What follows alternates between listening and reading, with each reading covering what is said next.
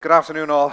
My name is Jerry Regan, Vice President of Equipment Finance with Abu Dhabi Finance.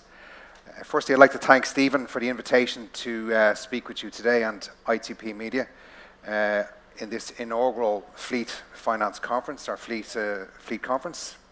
It's a fantastic opportunity to be able to try and evolve the industry across the board, because I believe that it's, I'll just come back a second. Actually, just wanted to come back to a couple of points that were raised. I think that from Paul this morning. My presentation is going to evolve around some of the key phrases that were actually mentioned today. We spoke about skill, we spoke about expertise, we spoke about highly qualified professionals, an era of change, industry transformation. Legal framework came across in a number of particular areas, be it truck transportation. Financial institutions is no different. Autonomous vehicles, industry changes. The levels with the Mercedes conversation of what levels, 1, 2, 3, 4, 5. We as financial institutions need to look at ourselves and say to ourselves, well, where is the financial industry at the moment and what level are we at, with a view to be able to supporting that change that's going forward. And I think we can all ask ourselves, what level do we think we're at? I think we're at a level 1, and I think we're really pushing to get beyond that. Total solutions and top service providers. So, as financial institutions, I was talking to, so going forward, I'm going to might have the same challenge in being able to push this forward. We're going forward or going backwards? Green going forward. So, in discussing, when Stephen asked me 2 weeks ago, what did we want to talk about? What was the key topic to financial solutions in the fleet industry and the equipment finance industry in general? So instead of just talking about financing, I wanted to be able to look at a theme. And a theme that surrounds, again, I can see this here, challenges, our processes, the importance of relationship, the need for alignment, and the upcoming changes that's going to affect our industry going forward. And to do that, financial institutions, we're going to focus on the relationships and the alignment, working with the distributor, the need for alignment between financial institutions and distributor, the need for alignment between an understanding between the client and the end user. The importance of the team relevant to the channels and processes, the functionality that exists within financial institutions, what we do, how we do it. We'll take a quick look at each specific, what I would use, cog in the wheel, so to speak. Cog in the wheel being the financial institution, the first point of contact. How are we supporting the industry? So firstly, what are our challenges? And when I use the word "our," I'm talking about financial institutions in the UAE in general, because we're in a period of innovation, we're in a period of change. We need to look at the challenges we have, the constraints that are preventing us from moving forward, and what can we do as institutions to support the growth and development of the financial services industry within the UAE, especially in the equipment finance and the fleet finance industry. We then take the financial institution's role and look at the distributor role along with the OEM, challenges to changes. We look at the internal constraints within the distributor environment itself, the external constraints, meaning finding the financial solution partner, looking at risk management processes, and how can distributors prepare themselves for a pathway to change? How can they, again, the focus on alignment, the focus on relationship, how can we prepare us as institutions to work with distributors to change? And lastly, we just take a quick look at the client and the end user cycle. I've been lucky enough over the last 8 years in the UAE, and prior to that, very, very briefly, I was head of recoveries in the Royal Bank of Scotland, part of the Lombard Group, between 2008 and 2011 as head of recoveries during the recession. I joined Ritchie Brothers Auctioneers in 2011, and I've been lucky enough, as part of my own educational learning development, to see the whole process of equipment finance end to end from financing to recovery to debt recovery management. My role in Ritchie's allowed me work with institutions, work for institutions, but in particular is gain the understanding of the value, asset value recovery. What was the impact? How do financial institutions operate? What's the legal recourse to value in an asset? How do distributors work with their customers when it comes to value and recovery? Ritchie's gave me that idea that a 15-year-old Mercedes Actros or a Volvo FH12 is still worth $10,000 or $15,000 in the market, even with nearly just under 1 million kilometers on the clock. But when I work with institutions on debt management and debt recovery projects, this is where the challenges and the constraints from a financial institution's role I learned from my asset management role, which has allowed me understand the value of asset recovery, the challenges that exist within the industry itself, the legal process, the recovery process. So we'll expand on that a little bit more often on the challenges, but there is light at the end of the tunnel. So the regulatory changes, and the final point I'll make is preparation for change. With the new finance lease law that has been announced in 2000 and early this year, we'll just have a quick chat about the law itself, its current status, the application and the impact. So going back to my initial theme, we're looking at financial institutions and the function. Our current challenges, economic and market environment. Again, many institutions locally will change their, okay, if you take the economic and market factors, for example, growth, GDP, around 2% 2019. The outlook for 2020, 2021, everybody knows, is it going to be at the same level? Is it going to be up? Is it going to be down? So the economic and market outlook represents a challenge to many institutions locally who provide equipment and fleet finance because of future projects, future utilization, market trends. How do we assess risk management and our appetite? Now, when I mean risk management and appetite, we're looking at client risk and we're looking at asset risk also. The risk management cycle is a huge challenge, and I just want to go back to the learning curve that I have had to understand asset management and risk, the asset management cycle and understanding of value and residual value. Because for me, that's a key component, and listening to the OEMs and, of course, me talking to some of my colleagues in the distributor environment earlier today, understanding residual value is a huge impact and has a huge, it's a huge impact in the risk assessment of any client and any particular end user. But that's something as part of the challenge within an institution. Our understanding of risk, our ability to be able to absorb appetite within asset class, and to be able to make conscious decisions based on future value. We look at funding sources. Again, the challenges in the market over the last number of years, the funding sources. We are all familiar with the major banks and the major players within the region. But over the last number of years, the ability to seek finance for SMEs or end users has kind of diminished in a certain way, where risk management on behalf of some institutions has caused an impact on liquidity, which has caused an impact on lending ability, which means that non-banks that have been prolific in serving the SME industry and supporting the distributor environment on SMEs, we all know where they are in Ras Al Khor or wherever, the 1 unit, 2 unit, 3 units type of customer.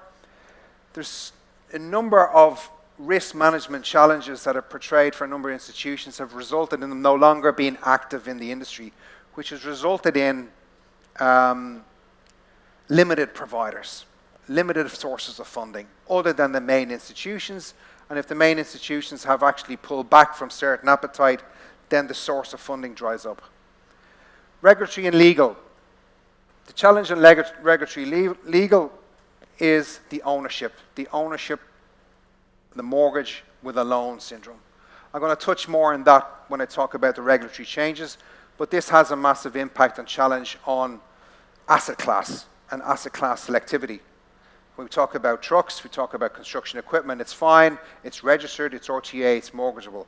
But again, impact on risk, appetite, if we want to look at generators, if we want to look at power and energy, if we want to look at non-standard, non-movable assets. And then, of course, lastly, operational and technical. The ability to look at operational prowess and operational models that enhance the ability to turn deals quickly. You're looking at credit scoring models. You're looking at so many additional financial or technical solutions that may not be present. So what's stopping us from going forward? Well, ultimately, strategies define performance. And I just wanted to call up one thing about strategy. It's about being unique, about being an institution with a range of activities, products that satisfy the needs of their customer through a delivery process. And that was written by a guy called Michael Porter in 2006. Strategies and performance. Many institutions determine their strategy. We're all probably sitting down doing strategies end of this year for early next year.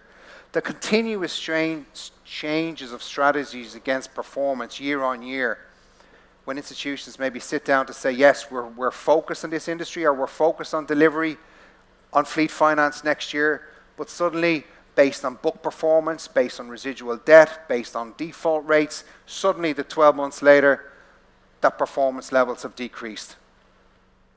Asset management, or asset awareness and value, the constraints to understanding the market knowledge. What is the value of an asset in the event of recovery? What is the value of an asset at the end of 18 months or 12 months? How do we bridge that gap? Organizational culture, and it was mentioned again, we just touched on it. It's a software of the mind. Workforces must be competent, adaptable, and interpersonal with the skill set to be effective. And in order to be effective, it's all about relationship. And again, we touched on the aspect of the ability to change and alignment and development of relationships amongst institutions.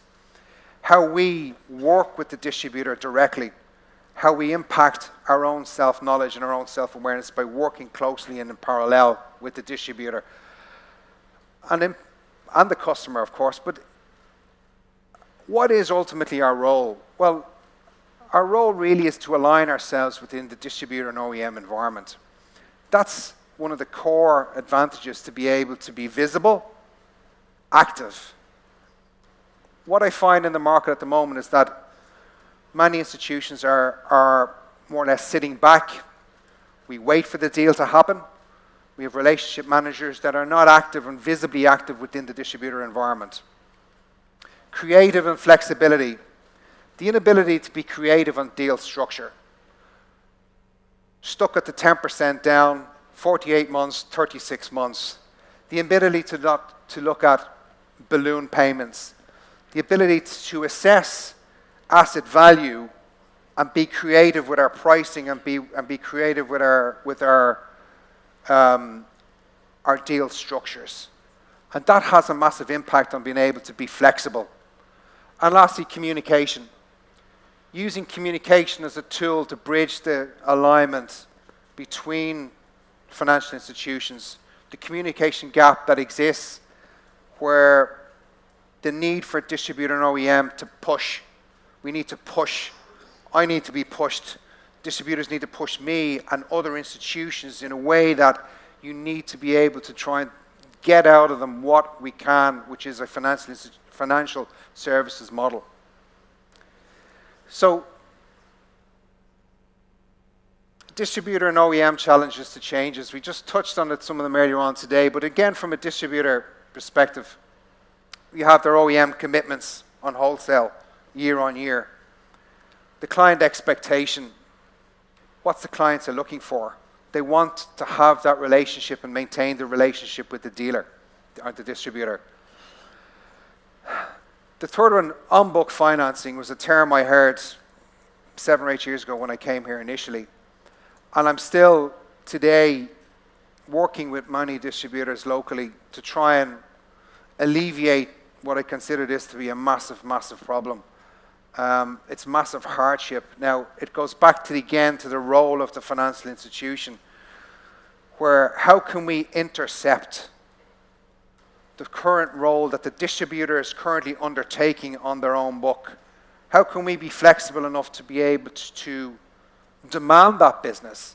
How can we change our roles to be able to literally talk to a distributor and say, well, we can support your customer with a full end-to-end solution and we can be flexible?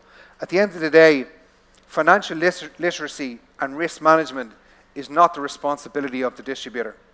However, because of the lack of partners maybe available, which again from an external perspective, financial partners who are actually looking for their business, and often the fear of the delivery and the deal process, potentially financial institutions losing the deal, they look at taking on the on-book risk themselves. And when the on-book risk goes bad, the impact of the client default, how it affects their whole overall profitability. And at the end of the day, distributors are not banks. We as institutions have the ability to assess the client through the AECB, through the central bank, through their own reporting, through world checks, through all types of financial and models available to us.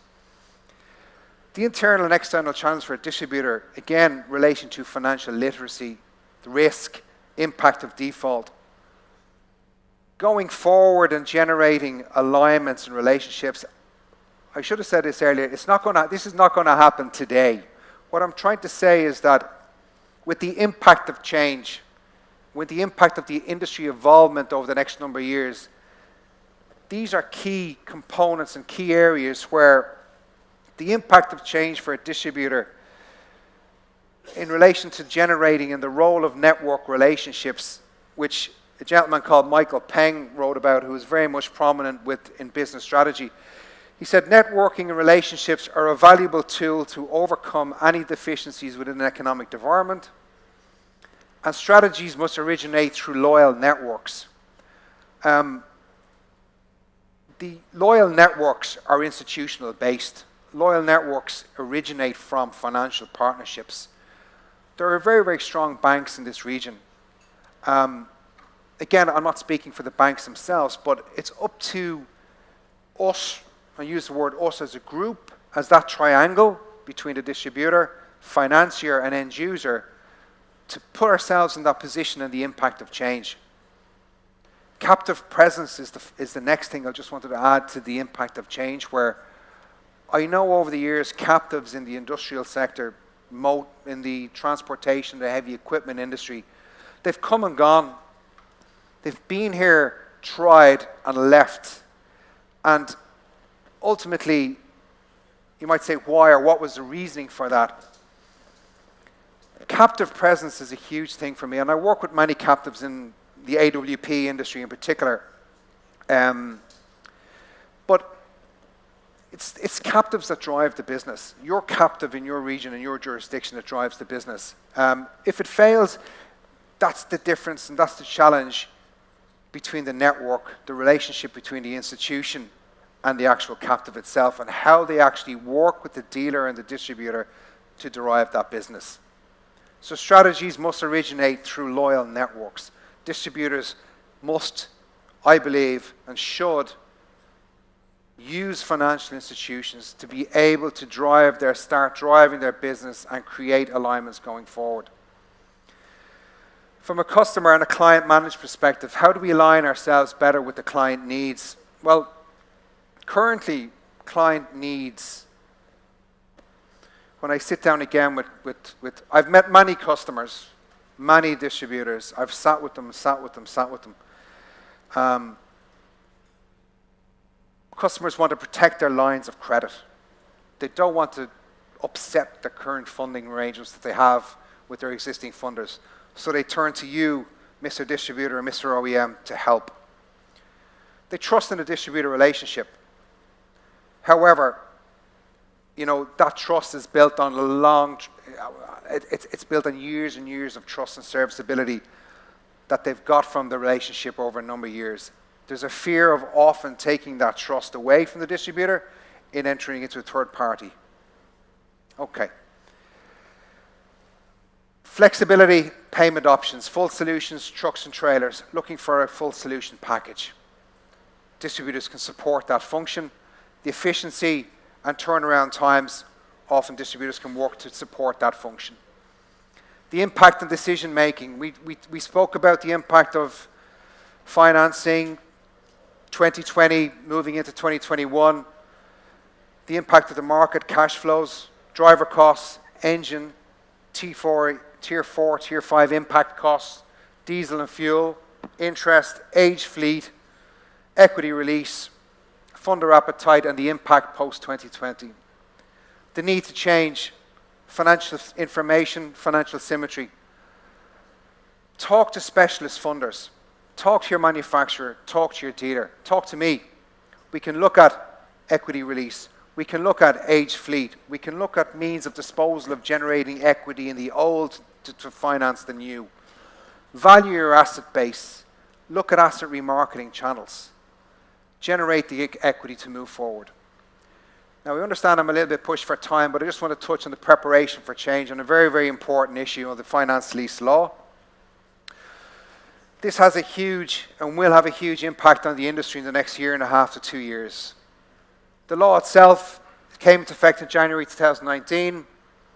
The definition between lessor or relationship between lessor and lessee, whereby the lessor shall own the lease asset for the purpose of leasing it. Now, what does all that mean?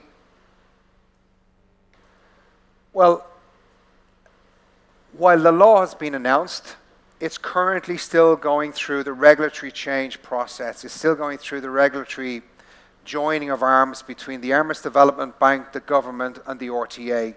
I had a meeting with the Emirates Development Bank last week, and they explained to me that currently the EDB is working with the lease register development, working on the lease register development, which is similar to the Emirates Movable Collateral Registry. So, in the next 6 months, the lease registry should be developed. What does that mean? Central bank collaboration with the RTA on changing the structure of the mulkia and the ownership documentation. How is that going to happen? How is that going to impact us? Again, my own judgment is that I assume the mulkia has to change in some way to reflect the ownership structure from lessor to lessee.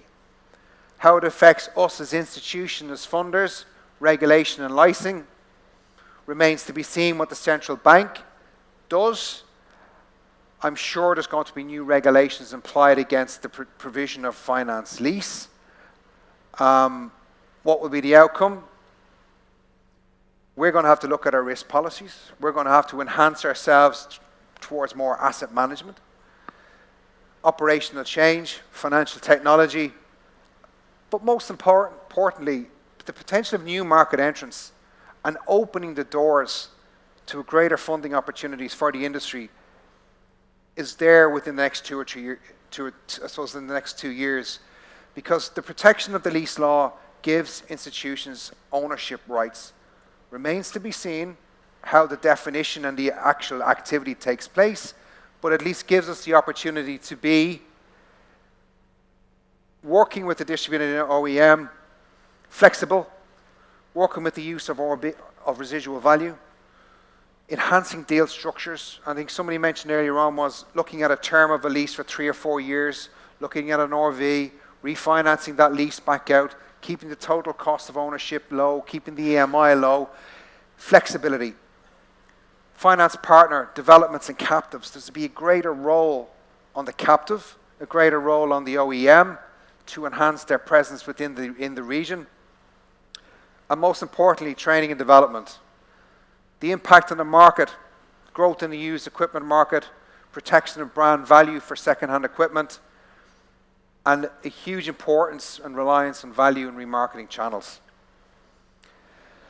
So, I'll summarize by just saying that I was delighted to talk to you today on the impact of fleet financing. It's been quite, this is the first opportunity we've had to be able to try and bring this forum, and not just in fleet, but across the table in construction financing also, is that we really have to have an elevator pitch to try and make this industry, and I spoke to the guys from Famco and Volvo earlier as well, and I think we're all supportive of enhancing change, because it is stuck. I mean, the equipment finance industry is stuck. I'm stuck. I'd like to do a hell of a lot more. But again, with your support as OEMs and captives and distributors, all we can say is try and open the doors to a communication. Talk, call, speak to funders, speak to me. You know, please, if anybody wants to give me a call about any aspect of funding, any aspect of asset remarketing, you know, customers that have residual fleet, you know, we can grow your business. We can support your business. Maybe not as innovatively as we would like at the moment, but we can certainly put the wheels in motion to try and align future changes down the line. I appreciate your time, and thanks a million.